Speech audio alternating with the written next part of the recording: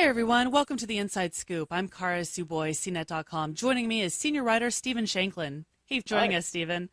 Today we're talking about Moore's Law. Why don't you very quickly give our viewers a quick description of who Gordon Moore was and his law that he created several decades ago? Sure. Gordon Moore is a co-founder of Intel and one of the pioneers of the development of computer chips, microprocessors. And in 1965, he wrote a paper that's now famous, where he described Moore's Law for the first time, although he didn't call it that. And in that first paper, he observed that the number of transistors on a chip, that's the number of little tiny electronic circuitry components, is doubling every year. And in 1975, he came back and revised that view. He figured out that that's actually every 2 years. And it's a law that actually proved remarkably prescient. The industry has stuck to it ever since.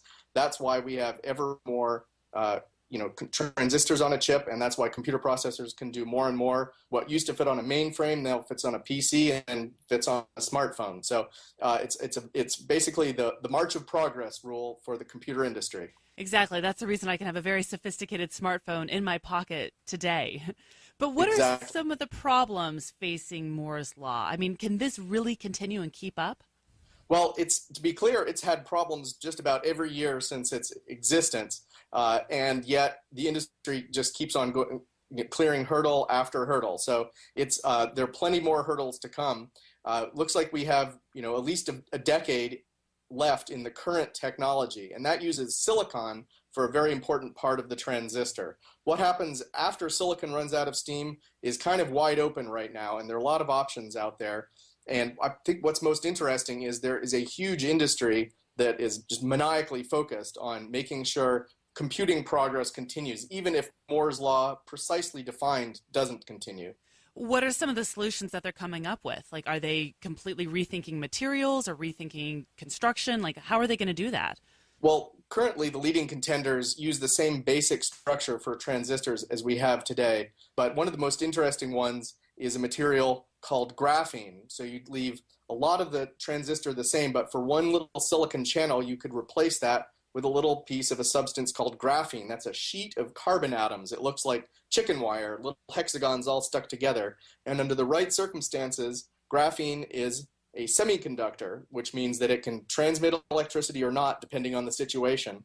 That's the key thing that you need to have happen in order to make a microprocessor. So that's, I think, one of the most interesting possibilities, but there are a lot of challenges in getting that to work and getting to the point where anybody can actually manufacture a chip economically. So what happens if the chip industry runs out of steam and can't keep up? That's a very interesting question.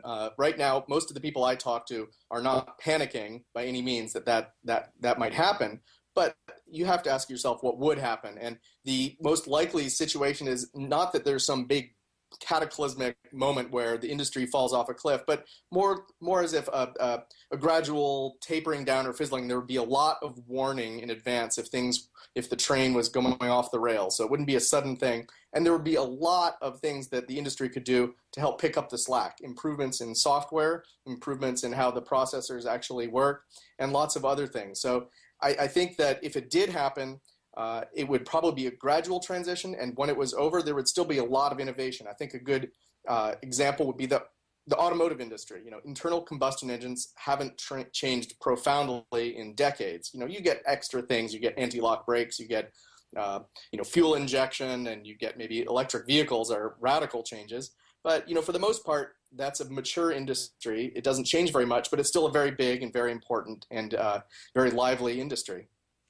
Fascinating. Well, as Moore's Law, I guess, reaches its 50th anniversary in a few years, we'll definitely be all watching with interest to see if the industry can indeed keep up. Thank you so much, Stephen. I'm Kara Suboy, and you've been watching The Inside Scoop.